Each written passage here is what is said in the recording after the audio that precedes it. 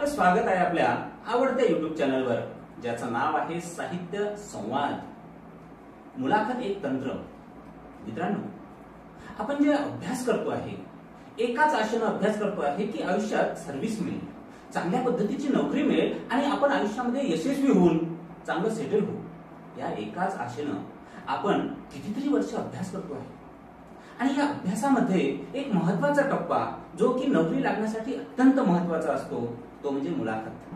मुलाखत हा अत्यंत महत्वाचा, जिव्हाळ्याचा आणि आपल्या जगण्याचा एक अविभाज्य भाग आहे. या विषयावर आपल्या स्टुडिओमध्ये आलेले आहेत यवतमाळ आकाशवाणीमध्ये कार्यरत असलेले आणि आता स्वेच्छानिवृत्ती घेतलेले कार्यक्रम अधिकारी जयंतकुमार शेटे. मित्रांनो, यवतमाळ जिल्ह्यातच नव्हे तर यवतमाळच्या आजूबाजूच्या परिसरांमध्ये जयंतकुमार शेटे यांचा आवाज आणि त्यांचं मुलाखत घेण्याचं कौशल्य हे अगदी वाखाणण्यासारखं आहे. प्रत्येक विद्यार्थ्याला मुलाखतीला समोर जावंच लागते, बरोबर. आणि आपण बघितलेलं आहे की मुलं अभ्यास फार करतात, पण नेमकेपणाने मुलाखत कशी द्यायची आणि मुलाखत कशी घ्यायची हेच विद्यार्थ्यांना माहीत राहत नाही. अभ्यास तर झालेला असतो, पण मुलाखतीच्या शेवटच्या टप्प्यावर विद्यार्थी नापास होतात, फेल होतात आणि तिथून त्यांच्या मनामध्ये एक निराशा येते आणि आपण नोकरीपासून दूर राहतो. म्हणून मुलाखत हा विद्यार्थी जीवनामध्ये अत्यंत महत्वाचा प्रकार आहे. मला एक सांगाल की आपण आतापर्यंत खूप लोकांच्या मुलाखती घेतलेल्या आहेत. यवतमाळ आकाशवाणीच्या निमित्ताने अनेक दिग्गजांच्या आपण मुलाखती घेतलेल्या आहेत. सोबतच यवतमाळ आकाशवाणीमध्ये म्हणा किंवा इतरही जे नोकरीवर मुलं लागतात त्यांच्याही आपण मुलाखती घेतलेल्या आहेत. मुलाखतीचे अनेक प्रकार आपण सांभाळलेले आहेत. एक सांगा की मुलाखत आपण नेमकं कशासाठी घेतो, काय उद्दिष्ट आहे मुलाखतीचे? मुलाखत घेत असताना आपण ती कशासाठी घेणार आहोत हे सगळ्यात महत्वाचं आहे. मुलाखत घ्यायची असली तर त्याचे विषय कोणते आहेत, विषय झाल्यानंतर ती कशासाठी घ्यायची आहे, नंतर ती कोणत्या वयोगटासाठी घ्यायची आहे, कोणत्या समाजातल्या घटकासाठी घ्यायची आहे आणि त्या घेण्यामागचा उद्देश काय आहे आणि त्यातून आपल्याला निष्पन्न काय करून घ्यायचं आहे, या बाबीचा पहिले महत्वाचा विचार करावा. आपण मित्रांनो, मुलाखत का घ्यायची, कशी घ्यायची, कशासाठी घ्यायची, बरोबर आहे, या संदर्भात आपण पाहूया की एखाद्या व्यक्तीची आपण मुलाखत घेतो तर कशासाठी घेतो. या सगळ्या प्रश्नांची उत्तरं आपल्याला जयंतकुमारजी शेटे देत आहेत. काय सांगाल या संदर्भात? नेमकं काय होतं की आता समजा आकाशवाणी आहे आमचा विषय, तर आकाशवाणीच्या संदर्भात मुलाखती घेत असताना महिलांच्या संदर्भातल्या मुलाखती, शेतकऱ्यांसाठीच्या मुलाखती, जे विद्यार्थी शिकत आहेत त्यांच्या मुलाखती.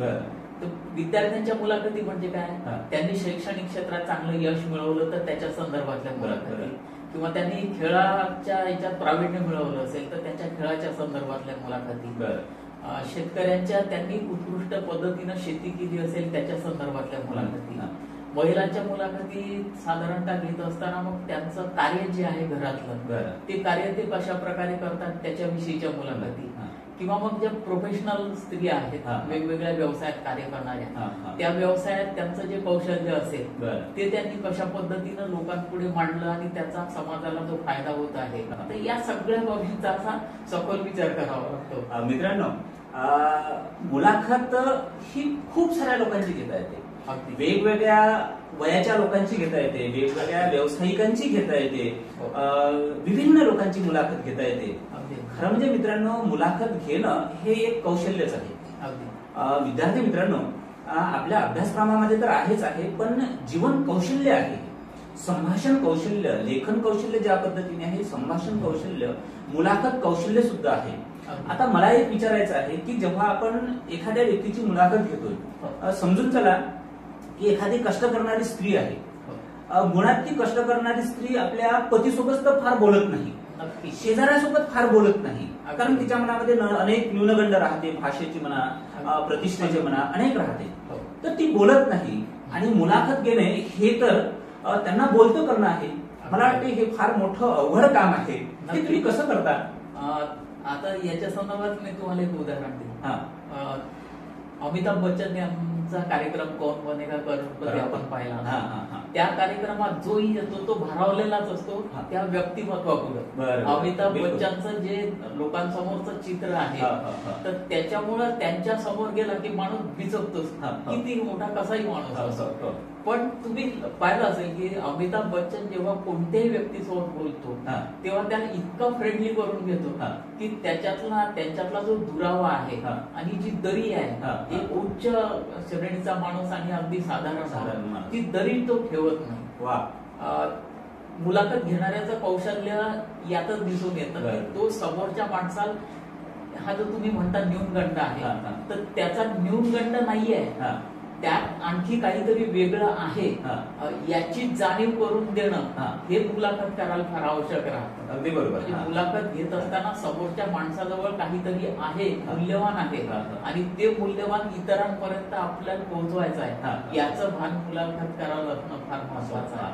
म्हणजे माणूस जो आहे, माणसाचं मूल्य त्याच्या म्हणजे तो कोणतं काम करतो, तो छोटा आहे, मोठा आहे, लहान आहे यावर नाही अवलंबून.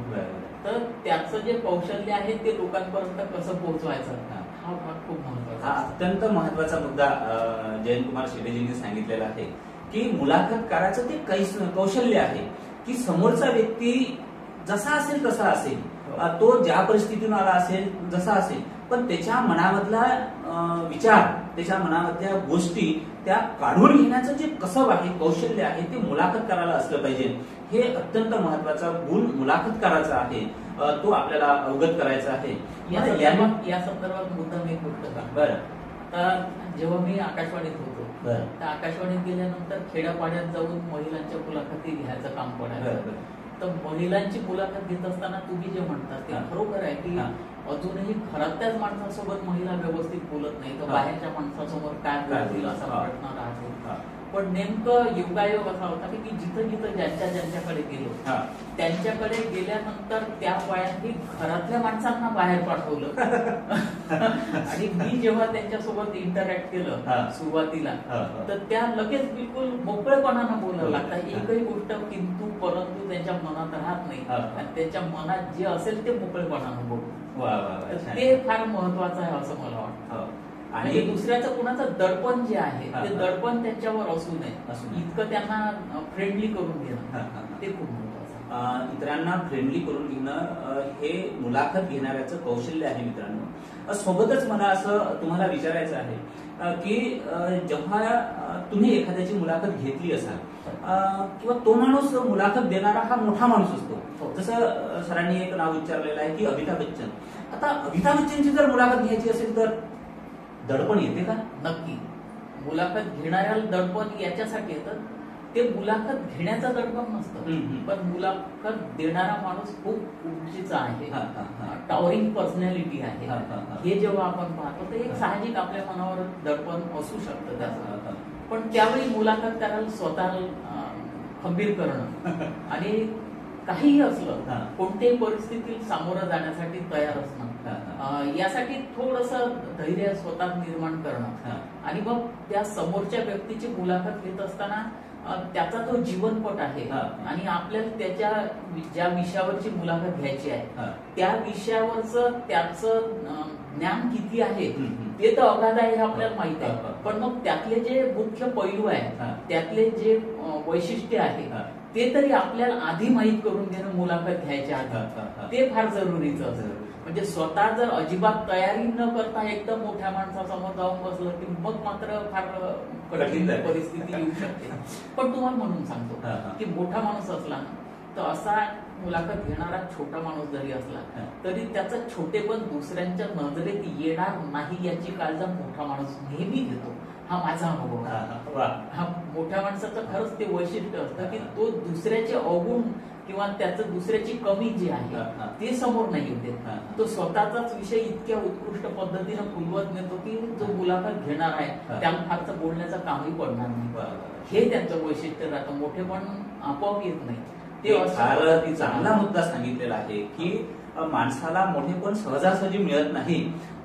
त्या मोठ्या माणसाचं वैशिष्ट्य असं असतं की ते मोठं झाड आपल्या सावलीमध्ये अनेक झाडांना वाढू देतंय, वाढण्यासाठी ते प्रेरणा देतं. हे मोठ्या माणसांचं वैशिष्ट्य आहे.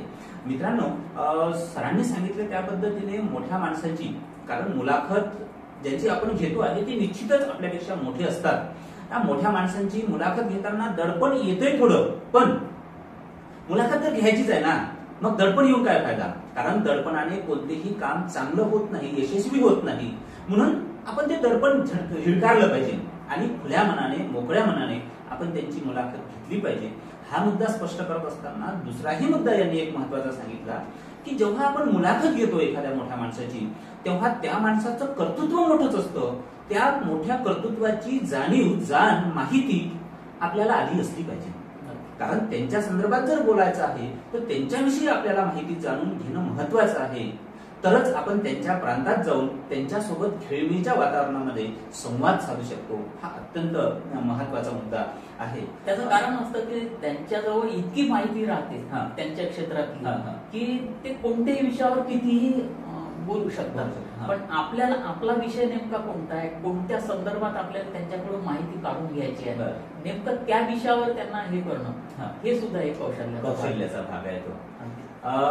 मुलाखत म्हणजेच दोन व्यक्तींमधील संरचित संवाद, संभाषण. हे संरचितही असतं, असंरचितही असतं.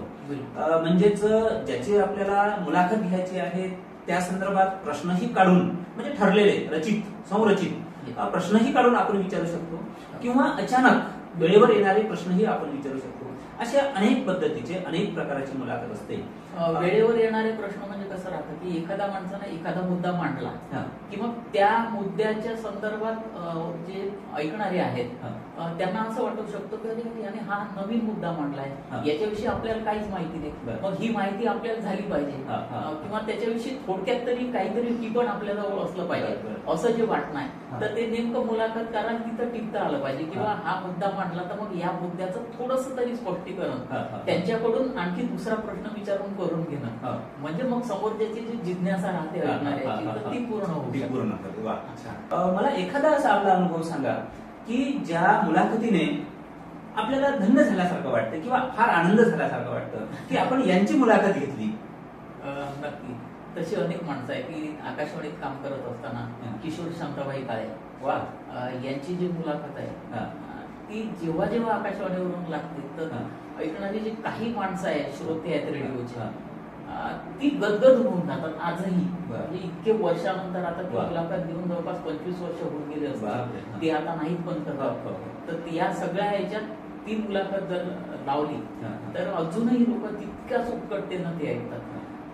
नंतर शंकर काका बडे आहे, यांची साहित्यिक मुलाखत आहे, ती मुलाखत ऐकली, किंवा मिर्झा रफी अहमद बेग असतील त्यांची मुलाखत ऐकली, श्रोत्यांच्या मनात एक वेगळा उत्साह आणि वेगळं पण निर्माण होतं आणि ते सतत ऐकावंसच वाटतं. कारण ते मुलाखत घेणाऱ्याचं नाही, ती मुलाखत देणाऱ्याचं कौशल्य आहे. फक्त ते त्यांच्याजवळ जे आहे ते काढून कसं घ्यायचा हा जो भाग आहे तो फक्त मुलाखत करायचा राहतो, त्यांना फक्त पिंक करायचं होतं.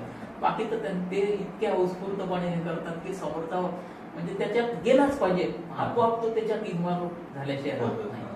हा थोडाफार आपला मोठेपणा यासाठी आहे की आपण म्हटलं की तो मुलाखत देणाऱ्याचा मोठेपणा आहे. निश्चितच मित्रांनो, मुलाखत देणाऱ्याचा मोठेपणा आहे, पण मुलाखत देणारा मोठा माणूस असतो, प्रचंड व्यस्त असतो. त्या व्यस्ततेमधूनही त्याच्यामधलं गुपित काढणं हे मुलाखत घेणाऱ्याचं कसब आहे. ते जयेंद्र कुमार शेटे यांच्याकडे आहे. अनेक लोकांच्या या दीर्घ सेवेमध्ये, आकाशवाणीच्या दीर्घ सेवेमध्ये अनेक लोकांच्या मुलाखती घेतल्या आहे. मग यवतमाळचे शंकर बडेजी असतील, किंवा कोल्हाट्याचा पोर किशोर शांताबाई काळे असतील, किंवा मिर्झा रफी अहमद बेग असतील, अशा अनेक लोकांच्या, ज्यामुळे धन्य झाल्यासारखं त्यांना वाटतं.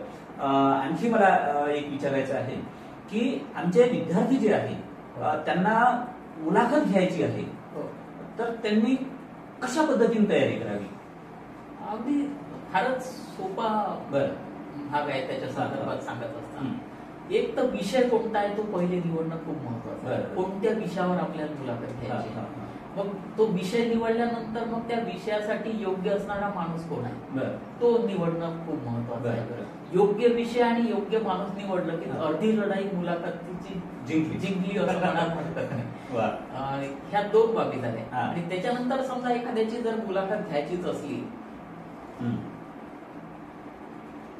तर नेमकं काय होतं की इंग्रजीतले तुम्ही माहित असेल WH क्वेश्चन्स आहेत. बस हे क्वेश्चन फक्त तुम्ही तुमच्या मनात ठेवायचे.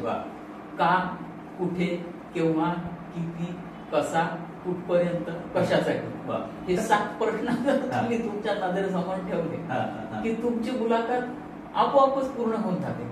काहीच त्याला हे लागत नाही. कारण साध्या गोष्टी आहे की का प्रश्न विचारला, एका कामामधून कितीतरी का निर्माण होऊ शकतात.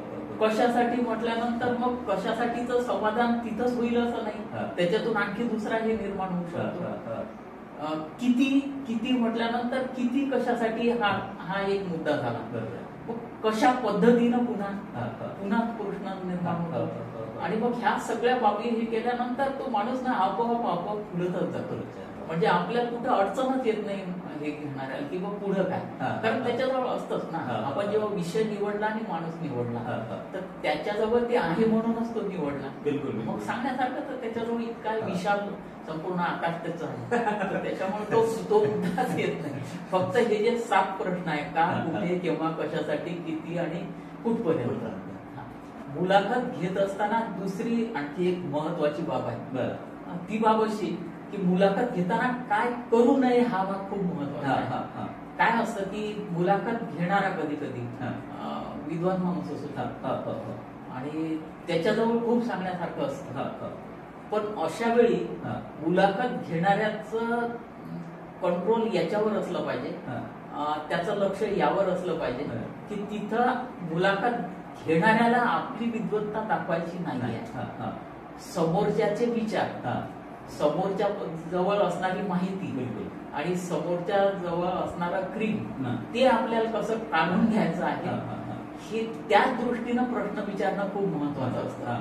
नाही तर मग बरेचदा एखादा माणूस स्वतः प्रश्न विचारत असताना स्वतःचीच विद्वत्ता इतकी सांगत बसतो. वेगवेगळ्या मोठमोठ्या लोकांची उदाहरणं द्यायचे किंवा मग एखाद्याची कविता मोठी ऐकून समोरच्याला प्रभावित करायचा प्रयत्न करायचा. हे मुलाखतीत झालं की मुलाखत हमखास फेल होती. त्या गोष्टीकडे लक्ष देणं मला वाटतं खूप महत्वाचं आहे. कशी देऊ नये या बाबीचं जर जोपर्यंत, कारण काय राहतं, नदी जरी असली तरी नदीचे 2 पात्र असतात. त्या पात्राच्या पलीकडे गेलं की मग वेगळं डिझास्टर तयार होतं. ते तसं होऊ नये.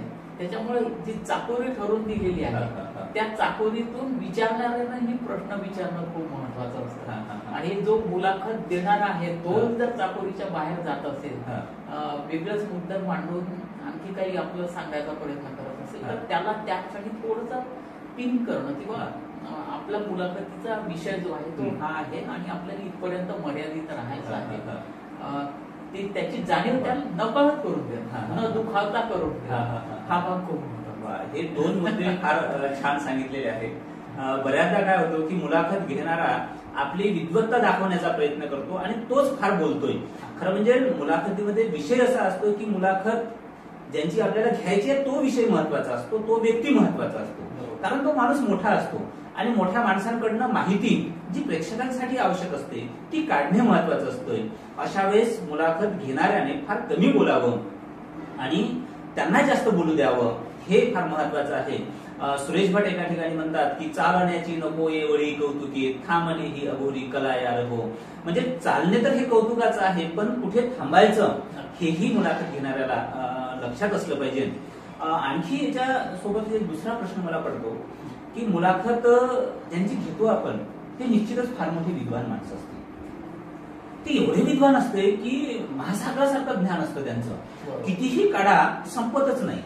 मग त्यांनाही असं वाटतं की आपल्या मनात जे ज्ञान आहे ते आपण इतरांना सांगावं, वाटावं, अशा पद्धतीने त्यांना वाटतंय. आणि जेव्हा आपण मग प्रश्न विचारतो तेव्हा त्यांचा माहितीचा स्रोत, माहितीचं ज्ञान आहे, जे ज्ञान आहे ते संपतच नाही. ते असं सतत सांगत असतात. पण मुलाखतीचा वेळ ठरलेला असतो, टायमिंग ठरलेला असतो. त्यांच्याकडे ज्ञान अपार आहे पण आपली मुलाखतीचा वेळ ठरलेला आहे. अशा वेळेस तुम्ही त्यांना कशा पद्धतीने थांबवू शकाल? थोडंसं याच्या संदर्भात कसं सुरुवातीलाच त्यांना जाणीव करून देणं फार महत्त्वाचं राहतं. किंवा आपल्या मुलाखतीचा जो वेळ आहे तो इतके मिनिटाचा आहे किंवा अर्ध्या तासाचा आहे. मग या वेळेमध्ये तुम्हाला तुमचे विचार मांडायचे आहेत. याचं भाग सुरुवातीचा जो कॉफी टेबल जो राहतो तिथं करून देणं फार गरजेचं राहतं. कारण मोठा माणूस असलं की तुम्ही म्हटलं प्रमाणे ते खरंच आहे की त्यांच्याजवळ सांगण्यासारखं इतकं राहतं की काय बोलू आणि किती नको असं त्यांना बोलून जाणं शक्य असतं. पण नाही, काही जण जे खरोखर खूप मोठे असतात, मोठ्यांबद्दल मोठे माणसं या बाबतीत खूप स्वतःच विचारी असतात.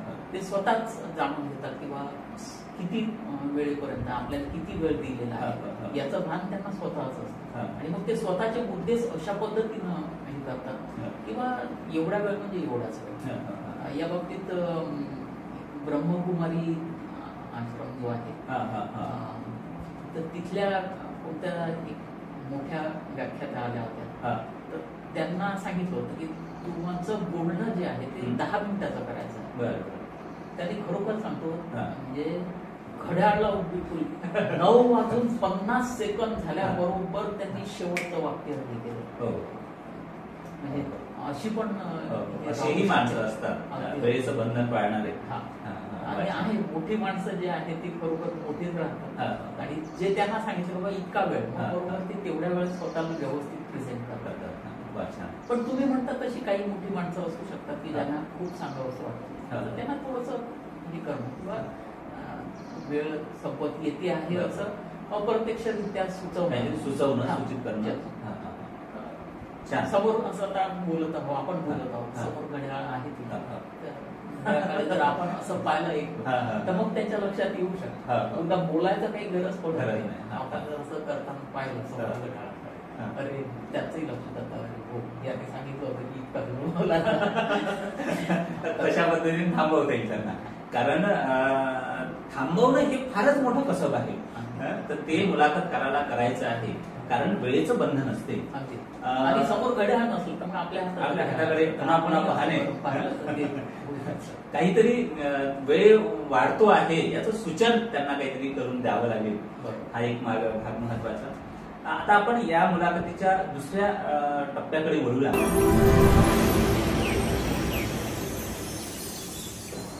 विद्यार्थी जेव्हा मुलाखत द्यायसाठी जातात तर विद्यार्थी मित्रांनो या संदर्भात विचार करत असताना मग तुमचा जो विषय आहे त्या विषयात तुम्ही अगदी पहिलीपासून तर आता जेव्हा मुलाखतीसाठी जात आहात म्हणजे तुमचं शिक्षण जवळपास पूर्ण होत आलेलं आहे किंवा होत येण्याच्या याच्यावर मार्गावर आहे, तर अशा परिस्थितीत मग तुम्ही कशा पद्धतीनं स्वतःला प्रेझेंट करू शकता ती बाब फार महत्वाची आहे.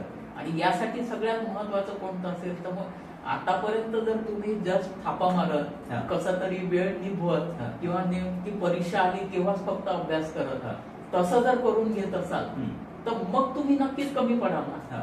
मग विद्यार्थी मित्रांनो तिथं तुम्ही कमी पडल्याशिवाय राहणार नाही. त्याच्यामुळं मी जे म्हणतो की बा अभ्यास करत असताना मन लावून करणं हा सगळ्यात महत्वाचा भाग आहे. नंतर आपले जे विषय आपण निवडलेले आहेत त्या विषयाचं ज्ञान आपण किती संपादन केलं, ज्ञान संपादन केल्यानंतर त्याचं रिव्हिजन किती वेळा केलं की जेणेकरून आपण जे संपादन केलं ते खरोखर व्यवस्थित आहे की नाही याचा स्वतःशी एकदा जुळवणी करून घेणं, त्याची उजळणी म्हणू आपण त्याला, तर ती केली की नाही हा भाग खूप महत्वाचा आहे. किंवा जोपर्यंत आपल्या जवळ ते आहे आणि व्यवस्थित पद्धतीनं आपण ते दुसऱ्यांसमोर सांगू शकू की नाही याची जोपर्यंत खात्री होणार नाही तोपर्यंत मुलाखत देण्यात जाणं काही अर्थ नाही होणार, मग ते अपुरं ठरेल. आपण नक्कीच कमी पडल्याशिवाय राहणार नाही. बरेचदा आपण पाहतो की बा IASच्या मुलाखतीसाठी विद्यार्थी जातात आणि 2-2 वेळ ते माघारी येतात, मग तिसऱ्या वेळी कुठंतरी ते हे होतात.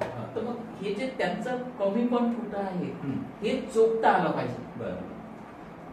याच्यासाठी मॉक इंटरव्ह्यू जे आहेत तर ते मॉक इंटरव्ह्यू आपण विद्यार्थीच एकमेकांसोबत जर करत राहिले तर त्याचा निश्चितच मोठ्या पद्धतीनं फायदा होऊ शकतो. पण मॉक इंटरव्ह्यू घेत असताना जो समोरचा विद्यार्थी एकमेकांसोबत करताय तर तो खरोखर स्टडियस आहे की नाही हे तुम्ही पहा. म्हणजे आपल्यापेक्षा अधिक चांगला असला तर खूपच चांगलं, पण निदान बरोबरीचा तरी तो असला पाहिजे की त्याच्याजवळ तितकं ही माहिती काढून घेण्याचं तंत्र असलं पाहिजे. दुसरा भाग असा की इंटरव्ह्यू द्यासाठी जेव्हा आपण जातो तर तुम्हाला नाउमेद करणं हा काही इंटरव्ह्यू घेणाऱ्यांचा हेतू राहत नाही. ही बाब नेहमी लक्षात ठेवा. साधारणतः नाउमेद करत नाहीत ते, पण एखाद्या विद्यार्थी जर खूप चांगल्या पद्धतीने उत्तर देत असला, ह्या गोष्टीकडे थोडं लक्ष द्या. एखादा विद्यार्थी खरोखर खूप चांगल्या पद्धतीनं उत्तर देत असला, त्याच्या लक्षात आलं की हा खरोखर खूप शार्प आहे, तर अशा वेळी मात्र त्याला कसं डिमॉरलाइज करता येऊ शकेल का, या दृष्टिकोनातून एखादा ते बाउन्सर टाकल्याशिवाय राहत नाही. त्यावेळी तुम्ही तयार असलं पाहिजे. त्यावेळी तुम्ही तयार असलं पाहिजे की हे मुद्दाम ते करताय. मग अशा वेळी हसत खेळत त्यांचा प्रश्न कसा टोलवायचा, इतकं भान आपण स्वतः निर्माण करणं फार महत्वाचं आहे. छान मुद्दे सांगितलेले आहेत. पहिला मुद्दा मित्रांनो, की बऱ्याचदा आपला गैरसमज असतो की ते प्रश्न विचारणारे बरोबर नव्हते, इंटरव्ह्यू घेणारे बरोबर नव्हते असं आपण म्हणतोय. ते फार छान असतात, त्यांचा दृष्टिकोन स्वच्छ असतो आणि सरांनी सांगितल्याप्रमाणे नाउमेद करणं हा त्यांचा दृष्टिकोन नसतो. कुठेतरी आपण कमी पडलेलो असतो. दुसरा एक अत्यंत महत्वाचा सांगितलं की ज्याचा इंटरव्ह्यू चांगला होतो आहे, तो शार्प आहे असं वाटतो आहे, पण त्याला त्याच्याकडनं आणखी अधिकची माहिती काढून घेण्यासाठी त्याला थोडे वेगळ्या पद्धतीचे प्रश्न विचारले जाते आणि म्हणून मग तो जर त्याच्या भूमिकेवर ठाम राहिला तरच तो टिकू शकतो, नाही तर त्यांच्या भूमिकेसोबत गेला तर तो फसतोय. हेही आपण भान ठेवलं पाहिजे. हाही भाग महत्वाचा आहे. आणखी एक भाग त्याच्यातला की बाबा मुलाखत जेव्हा द्यायसाठी आपण जात असतो, मग प्रत्येक गोष्टीकडे तुम्ही प्रत्यक्ष समोर हजर असतात. तो काही असा दूरदर्शन आता जो आहे असा सहसा राहत नाही. आहेत तशी इंटरव्ह्यू होतात, नाही होत असं नाही, पण जेव्हा आमने सामने जातात तर तेव्हा मग तुमच्या प्रत्येक कृतीकडे त्यांचं लक्ष असतं. प्रत्येक कृतीकडे लक्ष असतं. तुम्ही आलात ते कशा पद्धतीने आला, अगदी मोकळेपणानं आला की अवघडल्यासारखे आला, तुमची देहबोली कशी आहे, तुमचे डोळे खरोखर समोरच्या सोबत नजरेला नजर भिडून करताय की नजर चुकवण्याचा प्रयत्न करताय, या सगळ्या बाबीवरून तर बराच 25% अंदाज त्यांना त्या व्यक्तीबद्दल पहिलेच येऊन जातो की हा व्यक्तिमत्व कसं आहे.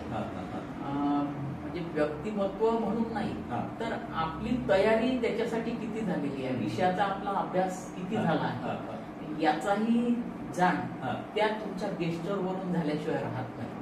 तर त्याच्यामुळं तुम्ही जर चांगली तयारी करून गेला तर मग आपोआप स्वतःत एक आत्मविश्वास निर्माण झालेलाच राहतो. बाबा नाही हे आहेच, आपल्या जवळ आहे आणि विचारू द्या ना काही प्रश्न, आपण बरोबर तयार आहे.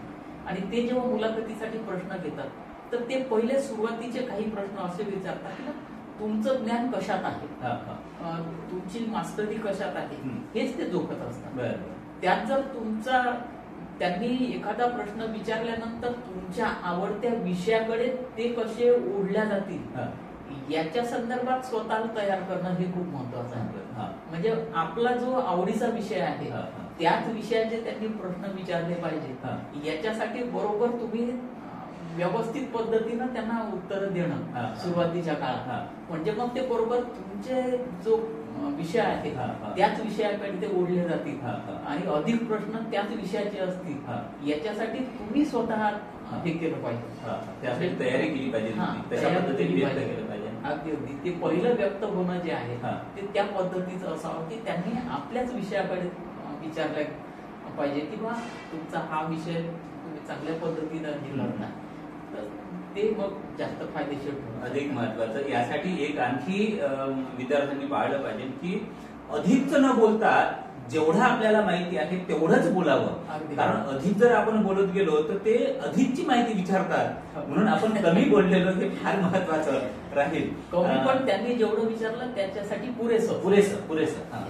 सरांनी एक छान मुद्दा सांगितलेला आहे की तुम्ही जो इंटरव्ह्यू देताय म्हणजे तुम्हाला ज्ञान किती आहे त्या विषयाचं याही पेक्षा तुम्ही ते कसं कमावलं आणि कसं प्रेझेंट करता यासाठी तुमची देहबोली बोलत असते आणि ती देहबोली 25% पर्यंत बोलते. म्हणजे तुम्ही आतमध्ये प्रवेश करत असताना कशा पद्धतीने तिथे एंट्री करताय, त्यांच्याकडे पाहून बोलताय की नाही बोलता, कारण नजरेमध्ये नजर रोखून बोलणे हे तुम्हाला असलेल्या ज्ञानाचं विश्वासाचं ते प्रतीक आहे. दुसरं असं मित्रांनो की तुम्ही एखाद्याने प्रश्न, जर 4 लोकांचं पॅनल असेल तर एखादा व्यक्ती प्रश्न विचारतो, तर त्याने प्रश्न विचारला तर तुम्ही त्यांच्याकडेच पाहून उत्तर देताय का, हेही चुकीचं राहू शकते. तुम्ही सगळ्यांकडे उत्तर पाहून द्यावेत, हाही भाग महत्वाचा आहे. देहबोली आपली चांगली ठेवावी, हा अत्यंत महत्वाचा मुद्दा. आणि जर अभ्यास केला असेल तर कर, नाही तर डर कशाला. त्यामुळे तुमचं उत्तर ते चांगलंच होईल. तर अभ्यास हा महत्वाचा आहे. एक या अनुषंगाने मला एक विचारायचं आहे, कारण तुम्ही अनेक लोकांचा इंटरव्ह्यू घेतलेला आहे आपल्या 25 वर्षाच्या दीर्घ सेवेमध्ये. जेव्हा मुलं इंटरव्ह्यूसाठी येतात आणि तुम्ही तुमचं पॅनल बसलेलं असतं, अशा वेळेस त्या विद्यार्थ्यांमध्ये तुम्हाला काय जाणवलं, असं तुम्ही ओळखू शकले का की याचा अभ्यास कमी झालेला आहे, हा असा थरथर कापतो आहे, त्याच्या बोलण्यामध्ये असा आत्मविश्वास नाही आहे, ते तुम्ही ओळखू शकले का कधी, किंवा कशा पद्धतीने ओळखू शकले? नाही, ते जाणवतं. ते आवाजाची जी पट्टी आहे त्या पट्टीतूनच ते गोष्ट लक्षात येते की हा घाबरलेला आहे किंवा शांत आहे, की संयमीपणानं बोलतो आहे, की मोकळेपणानं बोलतो आहे, हातचं राखून काही बोलतो आहे का, या सगळ्या बाबी समोरच्या अगदी लक्षात येतात. कारण ती इतके वर्षाचा अनुभव असतो त्यांचा मुलाखत घेणाऱ्यांचा. तर त्याच्यामुळे ते तर म्हटलं की ताकभात ओळखण्याशिवाय राहत. त्याच्यामुळे दुसऱ्याला बनवू शकू अशा विश्वासानं जाल तर फसा. बनवणं नाहीये, तुम्ही स्वतः किती डेव्हलप केलेलं आहे ते तुमची डेव्हलपमेंट त्यांच्यापर्यंत पोहोचवणं आणि या पदासाठी आपण योग्य आहोत हे त्यांना जाणून देणं, या बाबी खूप महत्त्वाच्या. म्हणजे आपला दृष्टिकोन ते मला वाटते तपासतात, सरांनी सांगितलं त्या पद्धतीने. आणि मित्रांनो, हा प्रकार काही बनवा बनवीचा नसावाच, तसं आपल्या डोक्यामध्येही ठेवू नका. कारण समोरचे जे प्रश्न विचारणारे आहेत ते प्रचंड ज्ञानी असतात, अनुभवी असतात. आणि ते तुम्हाला पाहिल्याबरोबर आपली आई ज्या पद्धतीने भात शिजला की नाही ती एकच शीट बघते आणि शीटावरून भाताची परीक्षा करते. आपली आई तर हुशार आहेच, पण त्याही पेक्षा ते कितीतरी पटीनं हुशार असतात. त्यांचा विषय असतो तो. त्यामुळे इथे बनवाबनवी चालत नाही, असल सोनच पाहिजे इथे. तर या दृष्टीने आपण प्रयत्न केला पाहिजे. आणखी विद्यार्थ्यांनी एक शेवटचा प्रश्न म्हणून, विद्यार्थ्यांना मुलाखत द्यायची आहे, म्हणजे ते मुलाखत देण्याच्या वयामध्ये आणि वेळामध्ये आलेले आहेत. त्यांना मुलाखत देण्यासाठी आणि तिथे यशस्वी होण्यासाठी आपलं काय त्यांना शेवटचं सांगाल? सुरुवातीलाच म्हटल्याप्रमाणे की त्यांनी आपल्या विषयाचा अभ्यास व्यवस्थित करावा. समजा एखादी भूमिका मांडत असताना त्याचे प्रॉस अँड कॉन्स काय आहे त्याच्याविषयी जाणीव क्लिअर ठेवणं स्वतःच्या मनात. आणि जेव्हा मुद्दा मांडत आहोत तर कोणत्या मुद्द्यावर कुठपर्यंत आपण पुढे जायचं आणि कुठं थांबायचं त्याचं भान बाळगणं फार महत्वाचं असतं. नंतर बोलत असताना एकदम खूप मोठ्यानं ओरडून बोलणं किंवा मग इतकं हळू बोलणं की समोरच्यापर्यंत पोहोचणार नाही असं होऊ नये. त्याच्यामुळे आवाजाची पूर्ण क्लॅरिटी असणं खूप महत्वाचं आहे. ती क्लॅरिटी असली पाहिजे. नंतर बोलत असताना जे म्हटलं किंवा नजरेला नजर भिडवणं जितकं महत्वाचं आहे, किंवा काही वेळी बोलत असताना एक्सप्रेशन थोडंसं व्यक्त केलं तर त्याचा परिणाम अधिक चांगला होऊ शकतो. नंतर एखादी वेगळी गोष्ट, म्हणजे गोष्ट एकच राहते पण ती सांगण्याची पद्धत जी आहे ती जर थोडीशी वेगळ्या पद्धतीनं सांगण्याचा प्रयत्न केला तर त्याचा सुद्धा एक चांगला परिणाम होऊ शकतो. आणि गेल्याबरोबर त्यांना ग्रीटिंग करणं हे तर खूप महत्वाचं आहे. प्रत्येकाचं जर नाव पहिले माहीत करून असलं आणि त्याचं नाव म्हणून केलं तर ते अधिक जास्त चांगल्या पद्धतीनं प्रभावित करू शकतात. पण नाव माहीत नसलं तरी सगळ्यांना सर किंवा मॅडम जे कोणी असेल त्यांना ग्रीटिंग करणं. आणि ग्रीटिंग झाल्यानंतर गेल्याबरोबर तिथं डायरेक्ट खुर्चीवर नसतात तोपर्यंत ते म्हणत नाही टेक युअर सीट, तोपर्यंत उभं राहून हात जोडून ही फार महत्वाची मॅनर्स आहेत मुलाखतीच्या संदर्भात. आणि मग बोलल्यानंतर तर म्हटलं किंवा आपला ते काही प्रश्न विचारतात ते पहिले अनुभव देतात किंवा यात कोणत्या विषयाचं ज्ञान जास्त आहे, नेमकं ते त्याच विषयाच्या संदर्भात जास्त हे करतात. मग त्याच्या संदर्भातले अन्य विषयही विचारू शकतात. इतर जे बसलेले राहतात ते पण वेगवेगळ्या विषयाचे राहतात. काही मानसशास्त्रातले तज्ञ राहतात, काही विषयातले तज्ञ राहतात, काही सपोर्टिंग विषय असतात त्याचे तज्ञ असतात. तर त्याच्यामुळे ते ज्ञानाचा आगार सागरच असतात त्या अर्थानं विचार. त्याच्यामुळे आपण जितक्या जास्त चांगल्या पद्धतीनं तयारी करून जाऊ तितकं जास्त चांगलं राहील. आणि म्हणजे मॉक इंटरव्ह्यू जर तुम्ही करून गेला तर ते तुम्हाला खूप फायद्याचं ठरू शकतं. किंवा मग तुमचे शिक्षक असतील त्या शिक्षकांनाच तुम्ही काही प्रश्न विचारायला लावले आणि ते त्याची पद्धतीची तयारी जर करून गेला मग त्याचा निश्चितच चांगला आधीच आपण लवकर सक्सेसफुल. फार छान सांगितलंय सरांनी. असं शेवटच्या टप्प्यामध्ये असं म्हटलेलं आहे की त्यांना रिस्पेक्ट देणं हे फार महत्वाचं आहे. मित्रांनो, याचा संबंध मी दुसरीकडे जोडत असताना म्हणतोय की धर्मामध्ये ज्या पद्धतीने आपण काहीतरी मिळवायचं असेल तर देवाची प्रार्थना करतो आणि देवाला काहीतरी देतो, त्याच पद्धतीने जेव्हा इंटरव्ह्यू मध्ये जातो तर तेही त्याच पद्धतीने मोठे असतात लोक. त्यांच्याकडनं जर मिळवायचं असेल त्यांना दुसरं काही नको असतं, त्यांना फक्त गुडविल पाहिजे. ती गुडविल तुम्ही तयार करता की नाही, त्यांना रिस्पेक्ट देणं हे महत्वाचं. बऱ्याचदा आपल्या लक्षात येते की ते आपल्याला बसाच म्हणत नाही, ते मुद्दाम करून म्हणत नाही. कारण आपलं त्यामधून जे कसे रिॲक्ट कसं होतो आपण हे ते तपासतात, पाहतात. मित्रांनो, ते अत्यंत एक एक घटना, एक एक गोष्ट अत्यंत जाणीवपूर्वक करतात. आपण त्याला चांगल्या पद्धतीने खरं उतरूया. जयकुमार शेट्टीजी, आपण या ठिकाणी येऊन आमच्या विद्यार्थ्यांना मुलाखत कशी घ्यायची, कारण मुलाखत घेण्यामधून समोरच्या व्यक्तीला आपण खुलं करत असतो, मोकळं करत असतो आणि त्याच्या मनातले विचार आपल्यापर्यंत, समाजापर्यंत पोहोचवत असतो. ते कसं आपल्या विद्यार्थ्यांमध्ये यावं, त्यामुळे मुलाखत कशी घ्यावी हाही मुद्दा आपल्या दीर्घ अनुभवातून सविस्तर पद्धतीने सांगितलाय. सोबतच विद्यार्थी मित्रांनो, तुम्ही आता मुलाखतीसाठी सज्ज झाला आहात. मुलाखत कशी द्यायची, याचे काय काय पॉइंट्स असले पाहिजे, काय काय गुण असले पाहिजे, काय काय प्रोटोकॉल्स आहे, हेही सविस्तर पद्धतीने आपल्या दीर्घ अनुभवातून तुम्ही सांगितलेलं आहे. मला असं वाटतं विद्यार्थी मित्रांनो की या सगळ्या गोष्टींचा निश्चितच तुम्हाला तुमच्या आयुष्यामध्ये, तुम्हाला चांगली नोकरी मिळण्यामध्ये निश्चितच छान पद्धतीने फायदा होईल आणि तुम्ही यशस्वी व्हाल. त्या यशस्वी होण्यामध्ये जयकुमारजी शेट्टी यांचाही थोडा वाटा या मुलाखतीच्या निमित्तानं राहील. आपण या स्टुडिओमध्ये आलात आणि आमच्या विद्यार्थ्यांना, आमच्या प्रेक्षकांना मोलाचं मार्गदर्शन केलं. आपले खूप खूप धन्यवाद. विद्यार्थी मित्रांनो, तुम्हाला शुभेच्छा आणि धन्यवाद सर.